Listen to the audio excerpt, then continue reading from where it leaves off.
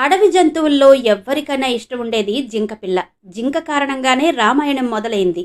జింకని లేడిపిల్ల అని కూడా అంటారు. ఈ జింకలు చాలా అమాయకంగా చిన్నపిల్లల ముఖాలతో ఉండడం వలన ప్రతి ఒక్కరూ ఇష్టపడుతూ ఉంటారు. అలాంటి జింకల్లో కస్తూరి జింక చాలా స్పెషల్. ఈ కస్తూరి జింక నుంచే కస్తూరి అనే సుగంధాన్ని సేకరిస్తారు. తిరుపతి వెంకన్న స్వామి నుదుటిన ప్రతి శుక్రవారం అభిషేకం తర్వాత 16 తులాల పచ్చకర్పూరం, 1.5 తులాల కస్తూరితో తిరునామాలు అలంకరిస్తారు. బ్రహ్మోత్సవ సమయాలలో పచ్చకర్పూరం, కస్తూరిని చాలా ఎక్కువగా వినియోగిస్తారు. 10 రోజుల పాటు జరిగే బ్రహ్మోత్సవాలకు ముందు వచ్చే శుక్రవారం, మధ్యలో వచ్చే శుక్రవారం రోజు, ముగింపు శుక్రవారం నాడు ఆయన అలంకరణకు 32 తులాల పచ్చకర్పూరం, 3 తులాల కస్తూరి యూజ్ చేస్తారు. కస్తూరి జింకకు కస్తూరి అనే సుగంధాన్ని తయారు చేసే కొన్ని గ్రంథులుంటాయి. పూర్వకాలంలో పురాణాల్లో ఈ కస్తూరి తిలకం గురించి ప్రస్తావన కనిపిస్తుంది. ఈ కస్తూరిని అలంకారానికి, సుగంధ పరిమళానికి, ఆరోగ్యానికి, హోమాలకు వాడతారని పేర్కొంటారు. శివుడికి, కృష్ణుడికి ఈ కస్తూరి అంటే చాలా ఇష్టం. కస్తూరి జింక సైబీరియా నుంచి హిమాలయాల వరకు ఉన్న పర్వత ప్రాంతాల్లో నివసిస్తుంది. అంటే ఎక్కువగా చల్లటి ప్రాంతాల్లోనే కనిపిస్తాయి. అస్సాంలోని పైన్ అడవుల్లో ఈ కస్తూరి మృగాలు ఎక్కువగా కనిపిస్తాయి. మైమరపించే సుగంధభరితమైన కస్తూరి అనే రసాయనాన్ని విడుదల చేయడం వీటి ప్రత్యేకత. అందుకే వీటిని కస్తూరి మృగం అని కూడా పిలుస్తారు. హిమాలయాల్లో 8,000 అడుగుల ఎత్తులో ఉండే పైన్ అడవుల్లో ఈ కస్తూరి మృగాలు ఎక్కువగా నివసిస్తూ ఉంటాయి. ఇవి లేడి జాతికి చెందినవే అయినా లేళ్లకు తల మీద మొలికలు తిరిగినటువంటి కొమ్ములున్నట్టుగా కస్తూరి మృగాలకు కొమ్ములుండవు. ఆకారంలో కూడా ఇవి కొంచెం చిన్నవిగా, అందంగా ఉంటాయి. మగ కస్తూరి జింకలకు నోటికి 2 వైపులా పొడవైన కోరలు, పెద్ద పెద్ద చెవులు ఉంటాయి. తోక చాలా చిన్నదిగా, ఉండి లేనట్టుగా ఉంటుంది. శరీరం వెనక భాగం ఎత్తుగా ఉంటుంది. ముందు కాళ్ళు నిటారుగా, వెనక కాళ్ళు వంగి ఉంటాయి. ఇవి కొమ్మలు, ఆకులు, చెట్ల బెరడు, గడ్డి, నాచు, పుట్టగొడుగులు తింటాయి. కస్తూరి జింకలు ఎక్కువగా ఒంటరిగా ఉండడానికే ఇష్టపడుతుంటాయి. గుంపులు గుంపులుగా అవి అస్సలు కనిపించవు. ఈ జింకలకు కొంచెం సిగ్గెక్కువే. కస్తూరి జింకలు చాలా పిరికివి కూడా. వాటికి మిగతా జంతువులు గాని, మనుషులు గాని కనిపిస్తే దరిదాపుల్లో అస్సలు కనిపించవు. కస్తూరి మృగాలు ఉత్పత్తి చేసే కస్తూరి ఒక సుగంధ ద్రవ్యం. మగ కస్తూరి జింకల నాభి దగ్గర ఉండే సంచుల వంటి అరలలో కస్తూరి సుగంధం ప్రొడ్యూస్ అవుతుంది. ఆడ కస్తూరి మృగాలను ఆకర్షించడం కోసం మగ కస్తూరి మృగం నుంచి వెలువడే ఈ సుగంధం యొక్క సువాసనకి ఎవ్వరైనా మైమర్చిపోవాల్సిందే. మగ కస్తూరి మృగం వృషణాల నుంచి తయారయ్యే ఈ ద్రవ్యాన్ని ఆ మృగం దాదాపు 2 అంగుళాల వ్యాసం కలిగిన ఒక సంచిలో స్టోర్ చేసుకుని పెట్టుకుంటుంది. తాజాగా ఉత్పత్తైన కస్తూరి పలచగా, లిక్విడ్ లాగా ఉంటుంది. కొంతకాలానికి అది బిగుసుకుని గట్టిపడుతుంది. కస్తూరిలో ఉండే అమ్మోనియా, ఓలిన్, కొలెస్టరిన్ అనే కెమికల్స్ కారణంగా అంత చక్కటి పరిమళం వచ్చింది అని సైంటిస్టులు చెప్తారు. అయితే ఆ కస్తూరి పరిమళం తమ నాభి నుంచే వస్తుందన్న విషయం వాటికే తెలియదట. ఆ వాసన ఎక్కడి నుంచి వస్తుందా అని వెతకడం మొదలు పెడుతుంది. పురాణ గ్రంథాల్లో ఉన్న కథ గురించి తెలుసుకుంటే ఇంకా కొన్ని విషయాలు అర్థమవుతాయి. మనిషి తనలోనే ఉన్న ఆత్మను తెలుసుకోలేక లోకమంతా తిరుగుతూ ఉంటాడు. నిజానికి వీటి వల్ల ఆధ్యాత్మిక ఉపయోగం ఏమీ ఉండదు. మనిషి ప్రయాణం బయట గుళ్ళ చుట్టూ కాదు, ఆత్మ లోపల జరగాలి. ప్రపంచమంతా తిరిగినా చివరకు మనిషి ఆధ్యాత్మికంగా ఏమీ సాధించలేడు. అదే తనలోనికి తాను ప్రయాణం చేస్తే ఉన్న గదిలో నుంచి కదలకుండా జ్ఞానాన్ని పొందొచ్చు. ప్రపంచంలోకెల్లా అత్యంత విలువైన జంతు ఉత్పత్తిలో కస్తూరి ఒకటి. భారత్, పాక్, టిబెట్లో ఉండే మొచ్చిడే జాతికి చెందిన మగ జింకల నుంచి ఈ కస్తూరిని తీస్తారు. మగ జింకలను చంపి వాటి వృషణాల నుంచి ఈ గ్రంథులను తొలగిస్తారు.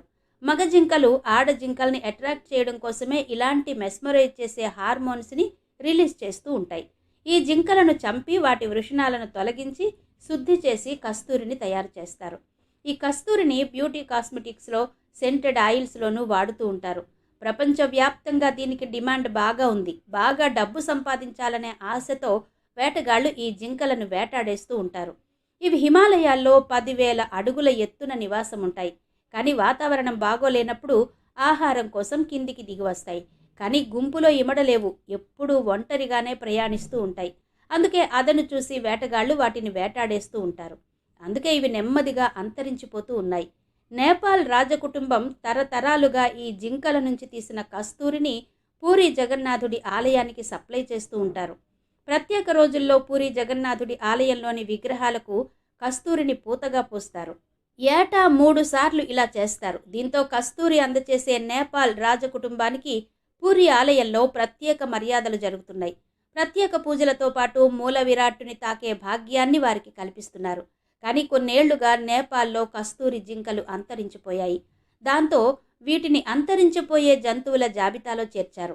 చట్ట ప్రకారం వాటిని చంపడం నేరం కావడంతో పూరి జగన్నాథుడికి కస్తూరిని సరఫరా చేయలేమని నేపాల్ రాజకుటుంబం గతంలో ఒక ప్రకటనలో పేర్కొంది. ఇప్పుడు ఈ కస్తూరి జింకల ఉనికి మన దేశంలోనూ ప్రశ్నార్థకమైంది. భారత్లోని జూలలో కేవలం ఒకే ఒక మగ మస్క్ డీర్ ఉందంటే పరిస్థితిని అర్థం చేసుకోవచ్చు. కుఫ్రీలోని హిమాచల్ నేషనల్ పార్కులో ఒకే ఒక మగ కస్తూరి జింక ఉందని తెలిసింది. నైనిటాల్, డార్జిలింగ్ జూల్లోనూ కూడా వీటిని పెంచారు. కానీ అవన్నీ చనిపోయాయని ప్రభుత్వం తెలిపింది. ఇది ఉత్తరాఖండ్ రాష్ట్ర జంతువు. కస్తూరి మాత్రలు ఎంతో విశేషమైనవి. ఆయుర్వేద వైద్య విధానంలో చిన్న మాత్రల్లాగా తయారు చేసి రోగులకు అందించేవారు. చిన్నపిల్లలకు వీటిని సర్వరోగ నివారణగా భావించి ప్రతిరోజు పాలలో రంగరించి తాగించేవారు. ఎవరైనా ఋతుక్రమంలో బ్లీడింగ్ ఎక్కువ తక్కువ అయ్యేవారికి దీన్నిచ్చేవారు.